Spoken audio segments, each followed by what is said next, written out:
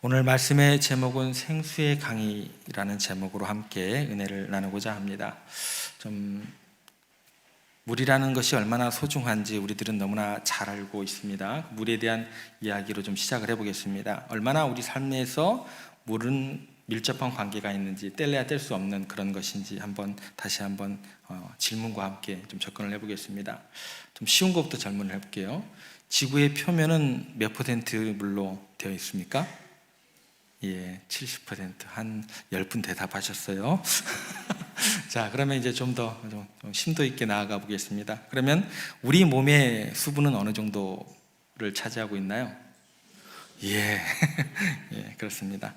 그리고 이제 이게 또 우리 몸에 대한 수분하고 또 성별, 나이별 또 성분이 틀린가 봅니다. 성인 남성의 체중의 60% 정도가 물이라고 합니다. 60% 체중하고 관련되어 있다고 한다면, 그러면 여성인 경우는 이게 몇 퍼센트 될까요? 많을까요? 적을까요? 갈렸어요. 제가 생각할 때는 남성들보다 여성들이 피부가 좋기 때문에 왠지 퍼센테이지가 높아야 될 것 같은데 그렇지 않더라고요. 60%가 아니고 55%라고 이야기를 합니다. 그런데 어린이들은 어떨까요? 어른들보다 수분이 더 많을까요? 적을까요? 예, 많아요. 여기는 정확하게 말씀하시네요. 많다고 합니다. 80% 정도가 이제 어린아이들은 수분이라고 합니다. 그래서 늙는다라고 했을 때, 나이를 먹는다라고 했을 때 우리 몸속에 수분이 줄어든다라고 이야기를 해요. 그래서 줄어드는 현상을 다시 말해서 건조 과정이 나이가 든다, 늙는다 이렇게 이야기를 한다고 합니다. 그리고 또 이뿐만 아니라요, 인체 조직 내에서 물이 굉장히 많은 부분을 차지한다고 해요. 예를 들어서 폐가 굉장히 그 물의 수분 함량이 굉장히 높다고 합니다.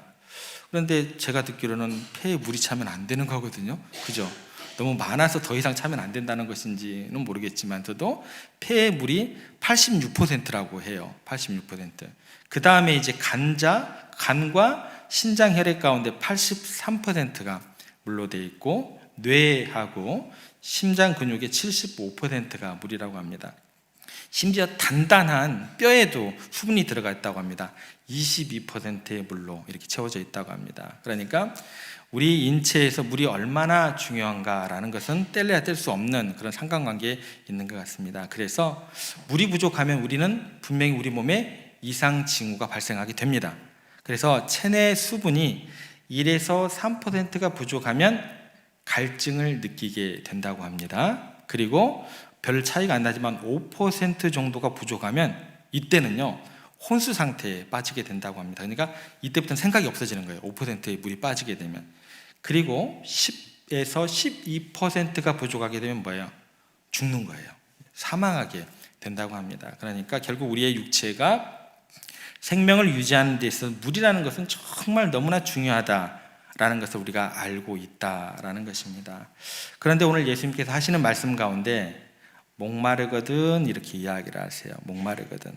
우리의 영적인 상태가 지금 수분이 점점 빠져가는 것 같다라고 말씀을 하고 계십니다. 그리고 그 진단에 이어서 뭐라고 이야기를 하시냐면, 내게로 와서 마시라. 그 배에서 생수의 강이 흘러나리라 라고 이야기를 하십니다. 그래서 주님께서 우리에게 영원한 생명을 허락하시려고, 또 그것이 얼마나 중요한가를 우리들에게 이해를 시키시려고 물을, 비유를 통해서 우리에게 그 복음의 진수를 알려주고 계신다라는 것입니다.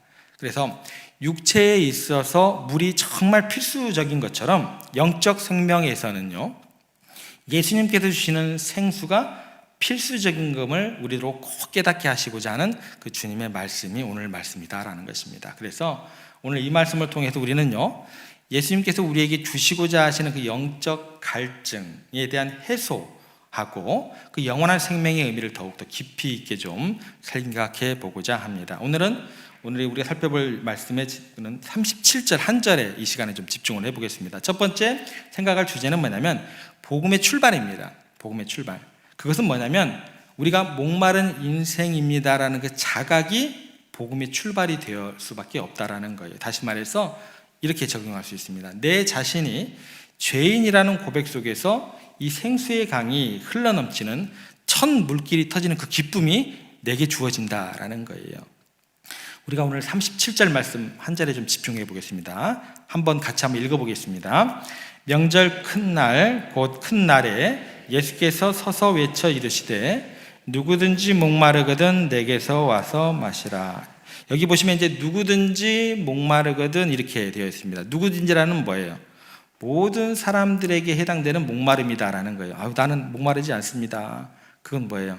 육체적인 의미에 지나지 않는다라는 거예요. 모든 사람이 목마름에 해당한다는 것은 뭐냐면 우리 모두가 갈증을 느낄 수밖에 없는 존재임을 인정하는 것이 뭐예요? 이게요, 복음의 출발이고 복음의 시작이 되어야 한다라는 것입니다. 그래서 예수님께서 누구든지 목마르거든 내게서 와서 마시라 했을 때 이 목마름이라는 것은 뭐냐면 저는 목마르지 않아요, 육체적인 그런 목마름을 의미하는 것이 절대로 아닙니다. 근본적인 영혼의 갈증, 우리 내면 깊은 곳에 자리하고 있는 그 영적인 기갈을 이야기하고 있다라고 이해를 하셔야 됩니다. 그래서 우리 모두는 누구 하나 예외함 없이 영적 갈증을 느끼고 있으며 그 갈증을 느껴질 때 우리가 누구를 찾을 수 있는 거예요? 그때 하나님을 찾게 되는 거예요. 그게 하나님을 찾는 이유가 되어야 한다라는 것입니다. 그래서 구약에 보면 아모스 선지자라는 분이 계세요. 이 아모스 선지자가 이 영혼의 갈증에 대해서 이야기를 해줍니다. 그리고 영혼의 그 갈증, 그 목마름을 해결하는 그 길에 대해서도 다음과 같이 이야기를 합니다. 어떻게 이야기하는지 좀 살펴보겠습니다. 아모스 8장 11절에서 13절 말씀입니다. 제가 읽겠습니다. 주 여호와의 말씀이니라. 보라 날이 이를지라 내가 기근을 땅에 보내리니 양식이 없어 주림이 아니며 물이 없어 가람이 아니요 여호와의 말씀을 듣지 못한 기갈이라.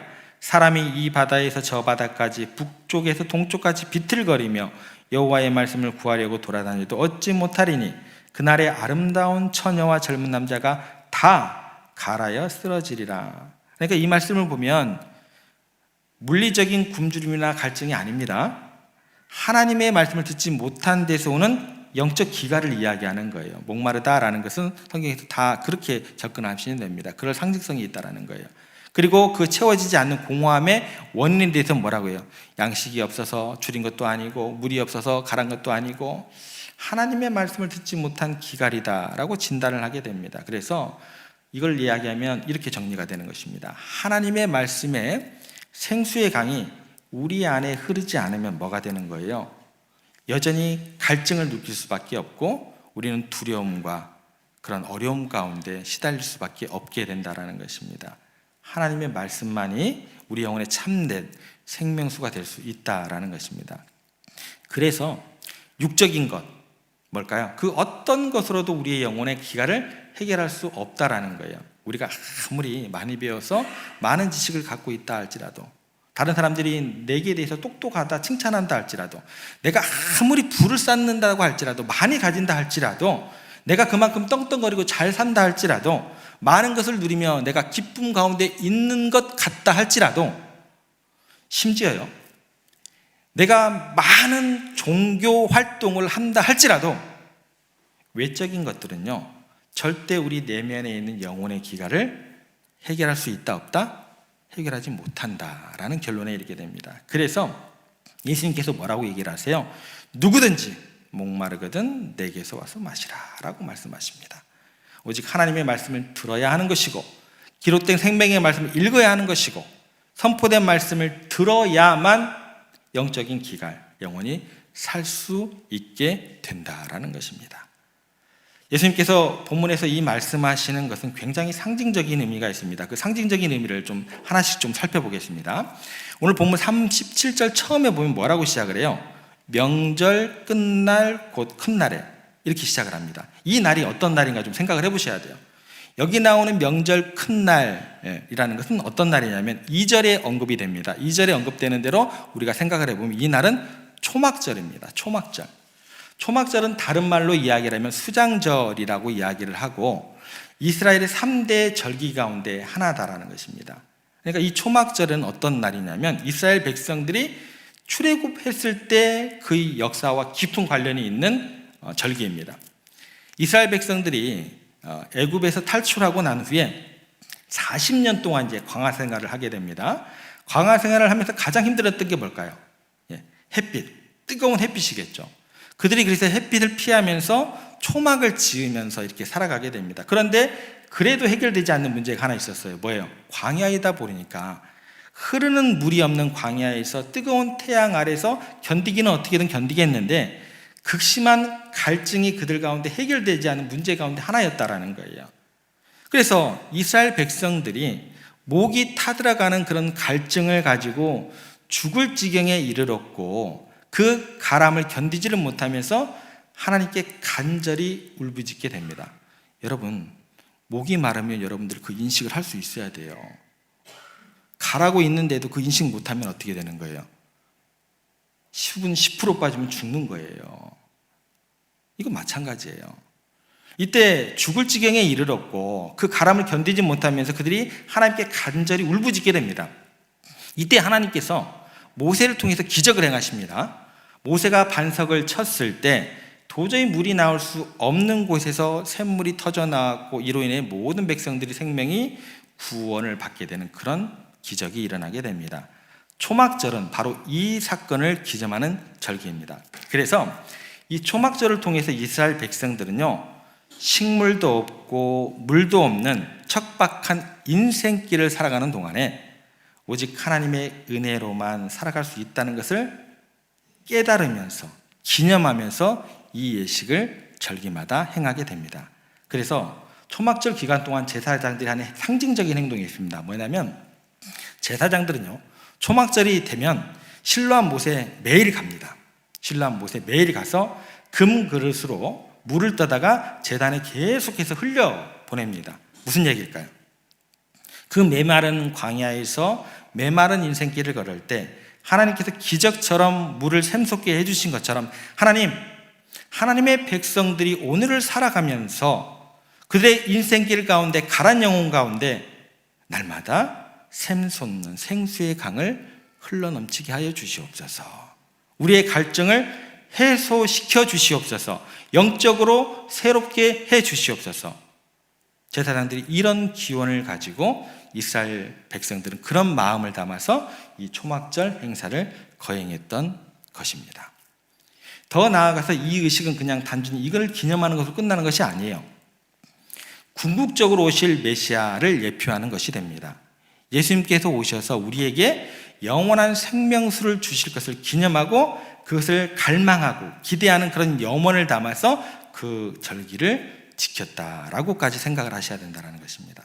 마찬가지예요. 우리들도요. 우리들의 인생은요, 어떠세요? 좀 살만하세요? 그렇지 않죠? 여러분들의 삶은요, 광야를 헤매는 것 같은 이스라엘 백성들과 똑같습니다.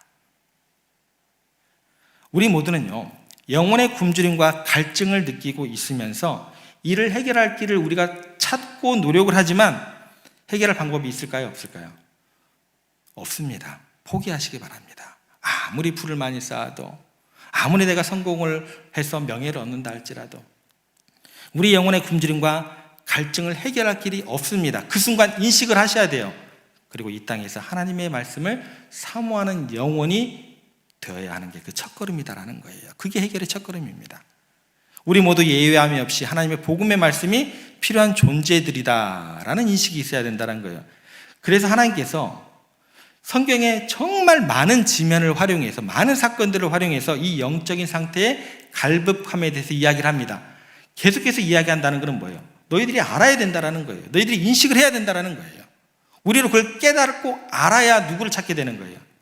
그래야 하나님을 찾게 되는 거예요. 그런 인식과 깨달음이 없이 여러분들이 하나님 찾아주시는 게 아니다라는 거예요.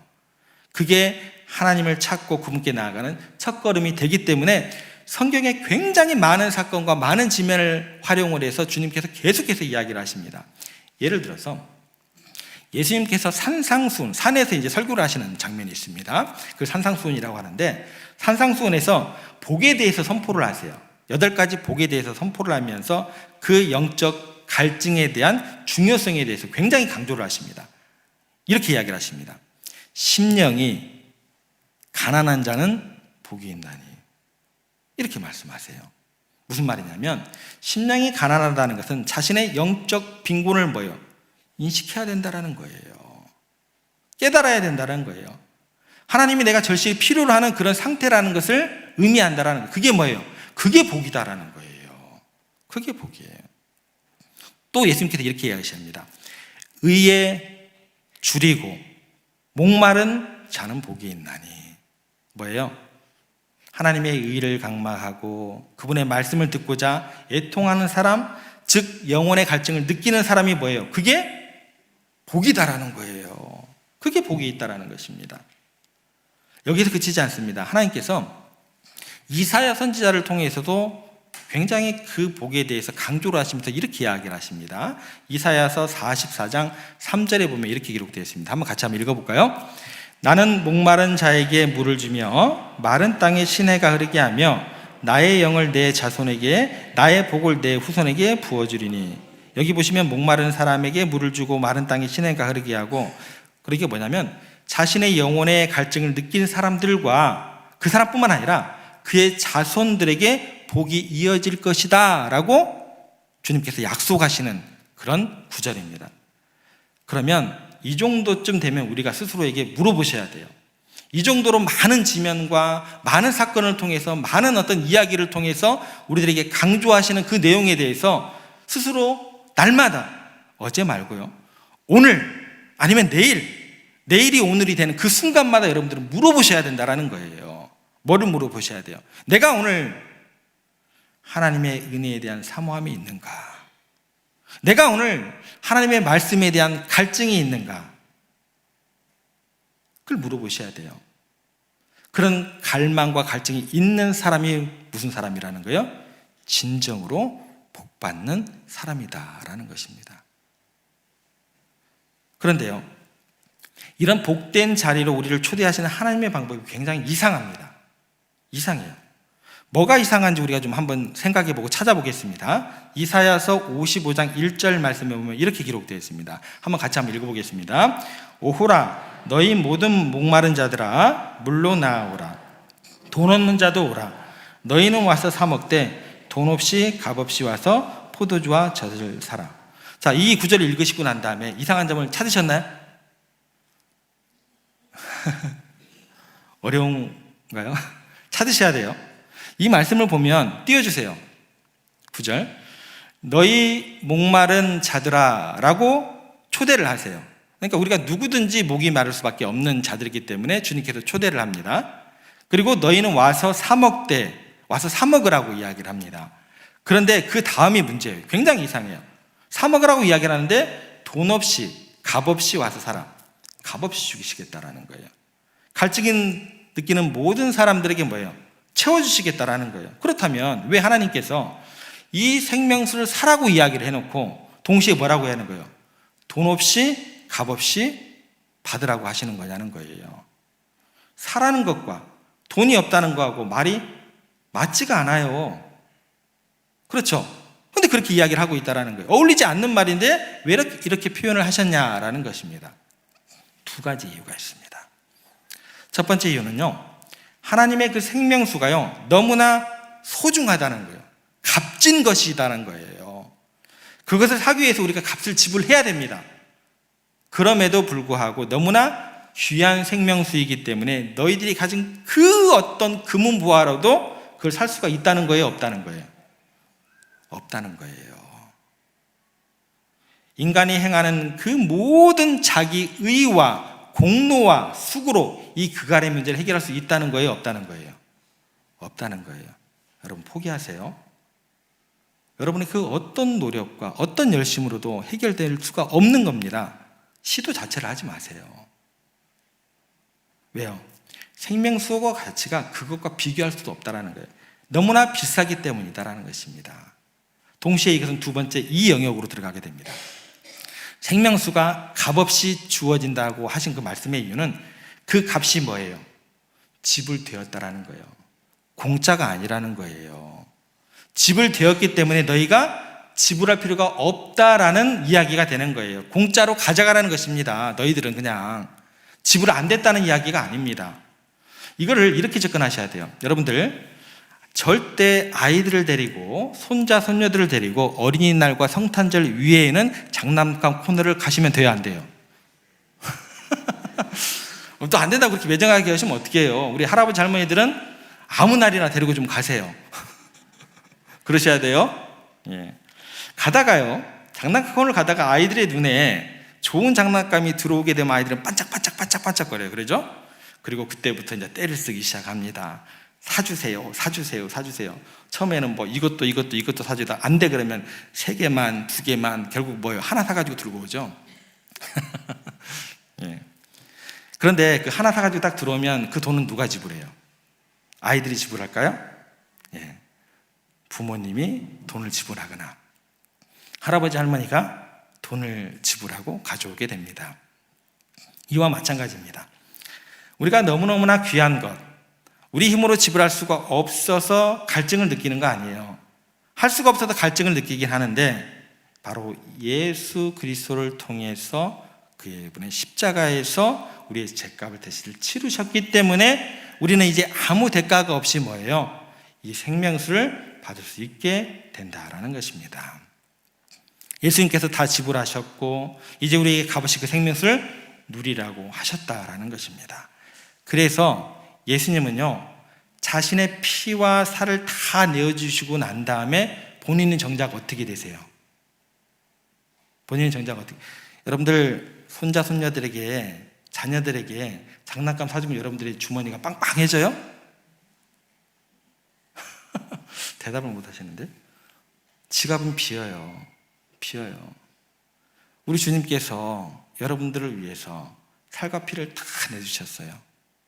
희생하셨어요. 모든 것을 쏟아 부으셨어요. 그럼 예수님께서 그 다음에 뭐라고 얘기를 하실까요? 살과 피를 다 쏟아주시고 난 다음에 내가 목마르다라고 이야기를 하십니다. 누구를 갈증을 해결해 주기 위해서, 우리들의 갈증을 해결해 주기 위해서 그냥 주어진 게 아니에요. 그냥 주어진 게 아니에요. 내가 목마르다라고 말씀하십니다. 왜요? 우리 대신 목마르신 거예요.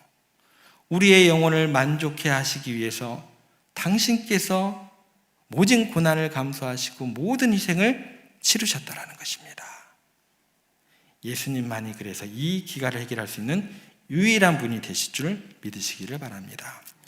그런데 여기서 우리가 주의해야 할 점이 하나 있습니다. 이거는 매 시간 이 내용을 살펴볼 때마다 찾아볼 거예요.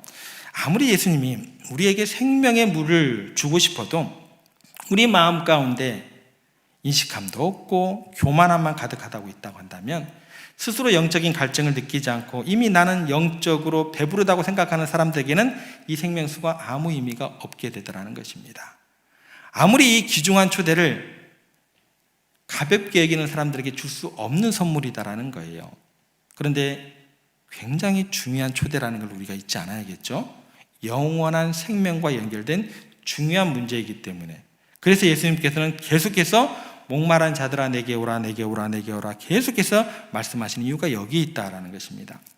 오래전에 미국의 로버트 케네디가 한참 인기가 높았을 때였습니다. 그때 라이프지에 그의 어떤 그 정치적인 영향력과 인기와 더불어서 그의 건강한 모습을 촬영하기 위해서 스키장 위에 이렇게 추운데 이제 우통을 벗고 이렇게 누워있는 모습을 기자들이 사진으로 찍어서 라이프지에 이제 내려고 했습니다.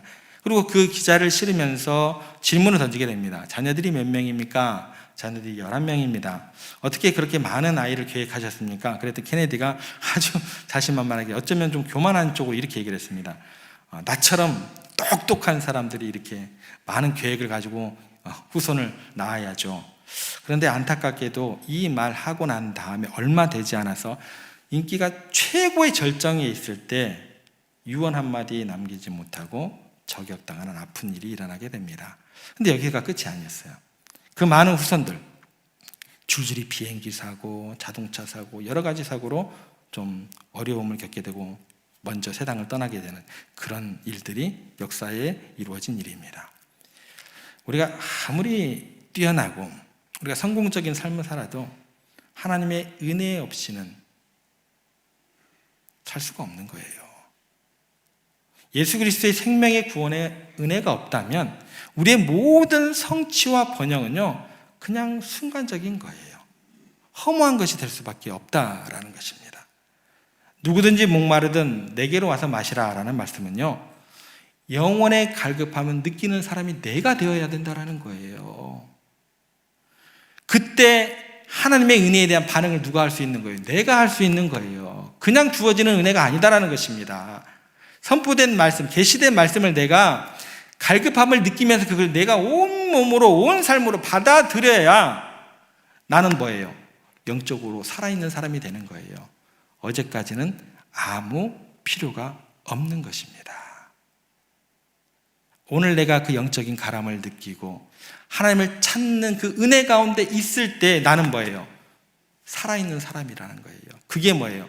그게 신앙이 좋은 사람이에요. 그게 영적으로 강인한 사람이라는 것입니다. 여러분 가끔 가다가요, 팽만감, 아무것도 먹은 것이 없는데 배가 부르는 어떤 그런 경험들이 있으시잖아요. 때가 됐는데 먹지 않았는데도 배가 고프지 않은 적 있으시잖아요. 이런 증상들은 뭐예요? 건강하다는 거예요? 몸에 이상이 생겼다라는 거예요? 몸에 이상이 생겼다라는 거예요.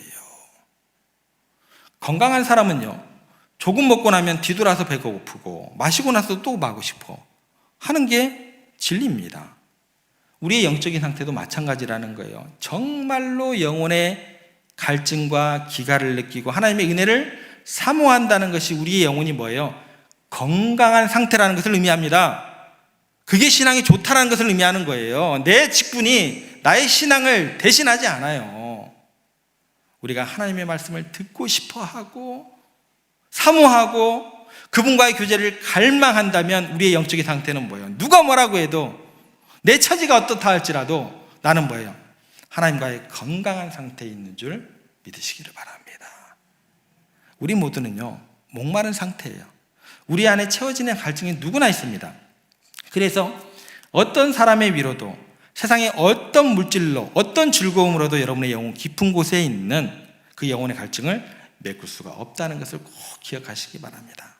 그래서 예수님은 우리 자신도 인식하지 못하는 그 영적인 갈증을 아시고 오늘 우리에게 뭐라고 말씀하세요? 내게로 와서 마시라 라고 이야기를 하시는 것입니다. 여러분 모두가 이 예수님의 그 은혜를 사모하시고 하나님의 말씀을 갈망하는 자들이 되기를 저는 기도하겠습니다.